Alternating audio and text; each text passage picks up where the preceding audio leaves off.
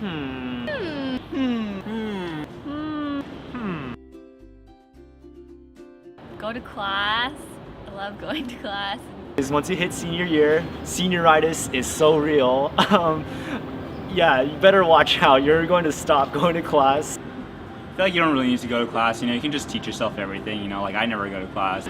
You should always go to class. Don't be like Alec. You might have heard you don't have what it takes, you're not fit, you can't make the cut, but those things are lies, okay? So I'm here to tell you right now, set the record straight. It is never too late to switch to CS.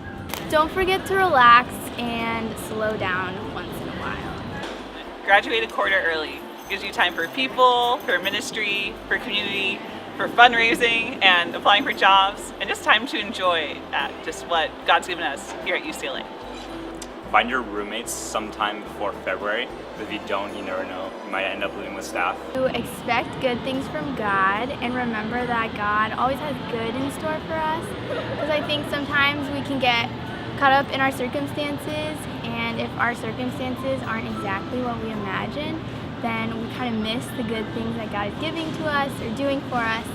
Don't become complacent with being friends with only people from your area, because you never know what valuable friendships you'll find just over the hill.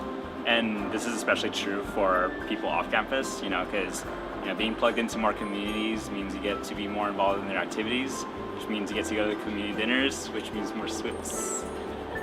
Don't be afraid to fail, and you can learn a lot from failing. I think you learn a lot about how you react when you fail, how you react with community, who you share with, how do you react to your relationship with God when you fail. Don't be afraid to ask for help in ministry and academics or in life in general. Especially when you're sick, people would love to swipe your food and just help take care of you.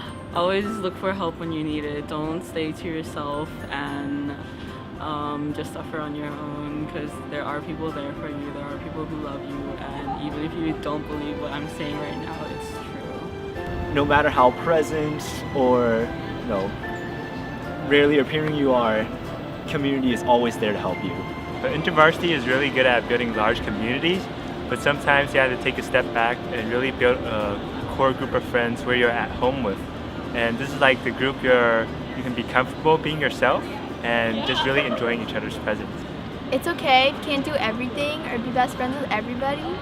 Quality over quantity. Time management is really big, especially the more busy you get. So if you're not intentional about the things that you do, then over time, your life will just become about habits, so things that you're used to doing. So going to class, doing this, doing that, and not really about what you want to do. Think about all the things that you actually want to do, and do you actually invest time in those, or do you just investing time in things that you think you have to do just because they're the most urgent or you need to do it? What about, do you have any dating advice? Oh Lord Jesus. Go on dates and don't be scared. Just praying to God and seeing what He says about it, and just personally take some time. Don't just head right into it, but give it a little breathing space. So I learned most of my dating advice from this guru named Thumb. So I feel like you shouldn't be afraid to fail. And if they give the go, if God gives the go, if community gives the go, you go for it. Yeah, so I think getting relationships a lot like getting a job, you apply to about 20 of them, you get a couple interviews, and you never know, you might actually get one job, you might actually land that job at Google. There's no perfect formula to the dating world.